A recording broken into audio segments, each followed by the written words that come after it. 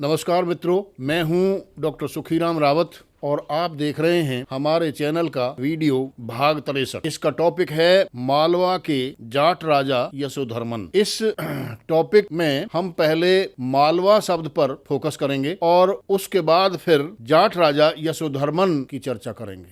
तो मालवा को देख लेते हैं। पहले मालवा का नाम मालवा क्यों पड़ा, इसके विषय में प्रसिद्ध विद्वान वासुदेव शरण अग्रवाल को हम कोट करते हैं। अग्रवाल साहब के अनुसार क्षत्रियों के नाम पर उनके अभिजनों यानी निवास स्थानों के नाम पड़ते थे। वासुदेव शरण अग्रवाल का मानना है कि क्षत्रियों के नाम पर ही उनके जनपदों का या उनके निवास स्थानों का नाम पड़ता था। अतः मल्ल या मालव क्षत्रियों के नाम पर उनके निवास स्थान का नाम मालवा पड़ा। यूनानी सम्राट सिकंदर के भारत पर आक्रमण के समय यानी 326 ईस्वी पूर्व में ये मालव लोग पंजाब की रावी नदी के निचले भाग के आसपास रहते थे। कहाँ रहते थे? रावी नदी के निचले भाग के आसपास रहते थे। यूनानी इतिहासकारों ने मालव क्षत्रियों को मल्लोई कहा है। ये सिकंदर से बड़ी वीरतापूर्वक लड़े थे परंतु हार गए। यह बताया जाता है कि मालव लोगों के बाणों से गंभीर रूप से घायल होकर ही सिकंदर की 323 ईस्वी पूर्व में बेबीलोन में मृत्यु हुई थी। यानी इतने तीक्ष्ण और तीव्र गति से ये बाण चलाते थे मालव लोग कि उनसे सिकंदर घायल हो गया, जख्मी हो गया और फिर वो जख्म धीरे धीरे इतना बढ़ता गया कि 323 ईस्वी में बेबीलोन में जब वो पहुंचा वापसी में तो वहाँ पर उसकी मृत्यु हो गई। बाद में ये मालव लोग वहाँ से यानी पश्चिमोत्तर भारत से विस्थापित होकर मध्य प्रदेश में आ गए। यहाँ पर भी इनके नाम पर इनके निवास स्थान का नाम मालवा पड़ा। इन्होंने मंदसौर को अपनी राजधानी बनाया। मंदसौर में बाद में यानी परवर्ती काल में राजा यशोधर्मन से संबंधित एक अभिलेख भी मिला है और उस अभिलेख में यशोधर्मन का जो समय है वो 532 ईस्वी का माना गया है। यानी उस अभिलेख का समय उस पर लिखा हुआ है विक्रमी संवत 589 जो 532 ईस्वी बनता है। प्रसिद्ध इतिहासकार विमल चंद्र पांडे ने मंदसौर अभिलेख के आधार पर राजा यशोधर्मन को औलिकर गोत्री माना है, जो जाटों का एक गोत्र है। यानी जाटों का भी औलिकर गोत्र होता है। और एक और दूसरे ग्रंथ हैं ब्रजेंद्र वंश भास्कर। इस ब्रजेंद्र वंश भास्कर ग्रंथ के आधार पर प्रसिद्ध इतिहासकार ठाकुर देशराज ने जाटों के औलिकर गोत्र को जाटों के वरिक गोत्र की एक शाखा बताया है। यानी ये वरिक गोत्र क्या है?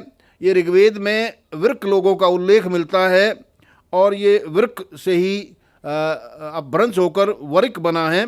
तो ये वरिक की एक शाखा है, ब्रांच है औलिकर गोत्र, और जो जाटों का एक गोत्र होता है।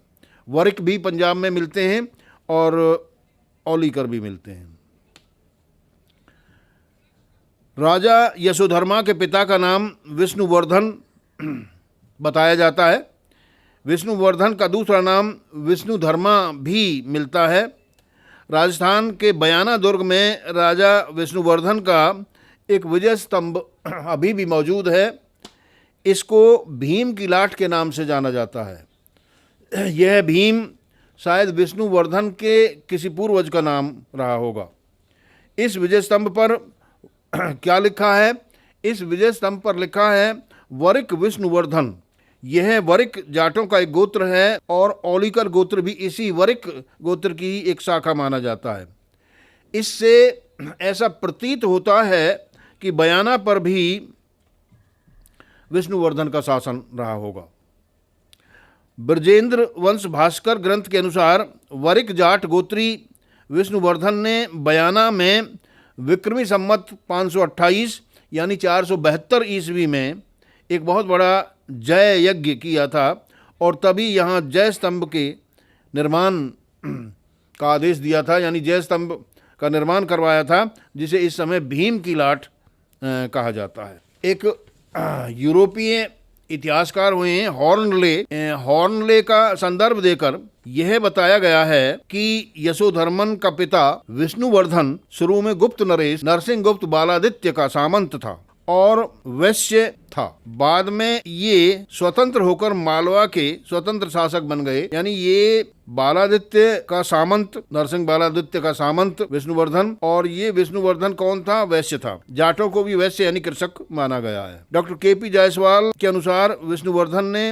राजाधिराज और परमेश्वर की उपाधियां धारण की थी। विष्णुवर्धन के बाद यशोधर्मन मालवा का राजा बना। यशोधर्मन का शासन काल कब से कब तक माना गया है? इनका शासन काल 528 ईस्वी से 543 ईस्वी तक माना गया है। मंदसौर अभिलेख के अनुसार जाट राजा यशोधर्मन का साम्राज्य पूर्व में लोहित नदी यानी ब्रह्मपुत्र नदी से महेंद्र पर्वत यानी उड़ीसा तक और हिमालय से लेकर पश्चिमी समुद्र तक फैला हुआ था। विंध्य और पारयात्रा के बीच यशोधर्मा का एक सामंत जिनका नाम था अभयदत्त ये शासन करता था। ईसा की 5वीं और 6ठी शताब्दियों में तथा 7वीं शताब्दी के पूर्वार्ध में भारत पर हूणों, जिनका समीकरण गुर्जरों के साथ किया जाता है, के कई आक्रमण हुए। यानी हूणों ने भारत पर कई आक्रमण किए इन शताब्दियों में, जिनको हर बार जाटों ने परास्त किया। इन आक्रमणों को जाटों ने निष्फल किया। पहली बार 455 ईस्वी के आसपास हूणों ने गुप्त नरेश स्कंदगुप्त के शासनकाल में भारत पर आक्रमण किया, जिन्हें राजा स्कंदगुप्त ने बुरी तरह से परास्त करके यहाँ से भगा दिया था। यह राजा स्कंदगुप्त धारण गोत्री जाट था और मगध का शासक था। दूसरी बार हूणों का आक्रमण तोरमान के नेतृत्व में 484 ईस्वी के आसपास बुद्धगुप्त के शासनकाल में हुआ। तोरमान ने इस आक्रमण के फलस्वरूप कश्मीर, पंजाब और पूर्वी मालवा पर अधिकार कर लिया।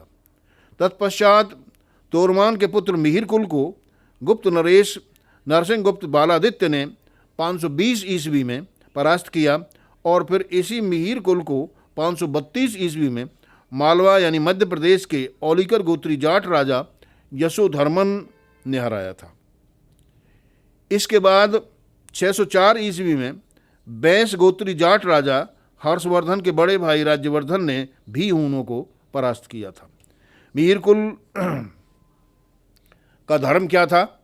मिहिर कुल को शैव बताया जाता है और ये बौद्ध विरोधी थे।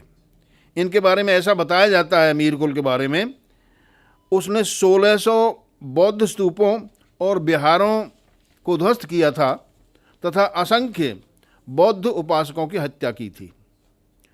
मंदसौर अभिलेख में उल्लेख है कि औलिकर गोत्री जाट राजा यशोधर्मन द्वारा पराजित होने से पहले मिहिर कुल ने भगवान शिव के अतिरिक्त अन्य किसी के समक्ष अपना शीश नहीं झुकाया था। यानी वो क्योंकि शैव थे इसलिए केवल भगवान शिव के आगे अपना मस्तक झुकाते थे, किसी और के सामने शीश नहीं झुकाते थे। परंतु जब औलिकर गोत्री जाट राजा यशोधर्मन ने उसे पूर्ण रूप से हरा दिया तो उसका मस्तक जाट राजा यशोधर्मन के सामने भी झुक गया। इस प्रकार निष्कर्षतः ये कहा जा सकता है कि जिन हूणों ने पश्चिमी एशिया में ईरान आदि कई देशों को और यूरोप में रोम, फ्रांस आदि देशों को भी भयाक्रांत कर दिया, यानी इन देशों में हूणों ने जबरदस्त आक्रमण किए, परंतु उन्हीं हूणों को भारत में जाटों ने घुसने नहीं दिया, यानी हर बार हराकर यहाँ से निष्कासित कर दिया। औलिकर गोत्री जाट राजा यशोधर्मन भी ऐसे ही जाट वीर शासकों में से एक थे। तो मित्रों, आज के इस वीडियो में बस इतना ही।